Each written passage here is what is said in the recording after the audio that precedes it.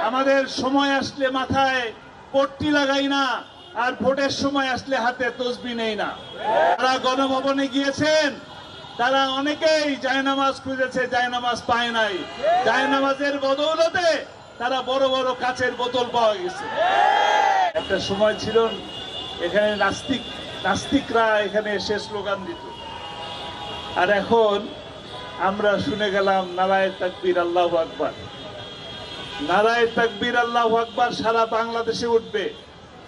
যারা নারায়ে তাকবীর আল্লাহু আকবারের বিরুদ্ধে যায় তারা বেশি সময়ের জন্য এই দেশের মাটিতে থাকতে পারে না।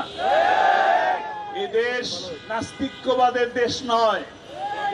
যারা ধর্মকে ব্যবহার করে, ধর্মকে পুঁজি করে এসেছে, তারাই বরঞ্চ থাকতে পারে নাই। আমরা ধর্মকে পুঁজি করি না, ধর্ম নিয়ে রাজনীতি করি না। স্পষ্ট কথা, আমরা ধর্মের রাজনীতি করি। আমার প্রিয় ভাইয়েরা, সাংবাদিক ভাইয়েরা, কথাটা স্পষ্ট শুনে নেন। আমরা ধর্মের রাজনীতি করি, ধর্ম নিয়ে রাজনীতি করি না। আমাদের সময় আসলে মাথায় পট্টি লাগাই না, আর ভোটের সময় আসলে হাতে তসবি নেই না। আমরা টুপি মাথায় দেই, সর্বসময় দেই, নামাজের ওয়াক্তে মসজিদেও যাই, আর ওই বলি না যে তাহাজ্জুদের ওয়াক্তে উঠি আর ফজরের নামাজ পড়ার আগে কোরআন পড়ি। যারা গণভবনে গিয়েছেন তারা অনেকেই জায়নামাজ খুঁজেছে, জায়নামাজ পায় নাই। জায়নামাজের বদৌলতে তারা বড় বড় কাচের বোতল পাওয়া গেছে। কাজেই এই বাংলাদেশ 90% মুসলমানের দেশ। নারায়ে তাকবীর আল্লাহু আকবার হবে এবং হতেই হবে। তবে এই বাংলাদেশের ঐতিহ্য, সংস্কৃতি, হাজারো বছরের ঐতিহ্য, সাম্প্রদায়িক সম্প্রীতি বজায় রেখে আমরা চলেছি। আমরা মাইনরিটি বলি না, আমরা খ্রিস্টানকে মাইনরিটি বলি না, আমরা হিন্দুকে মাইনরিটি বলি না, আমরা বলি আমরা সকলে বাংলাদেশী।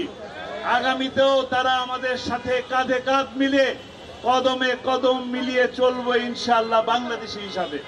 তারা অধিকারের আদায়ের আন্দোলন করার প্রয়োজন হবে না ইনশাআল্লাহ। সময় আসতেছে, আমরা একসাথে কাজ করব। এই দেশকে আমাদের মুরব্বীরা সোনার বাংলা গড়ার জন্য জীবন দিয়েছেন।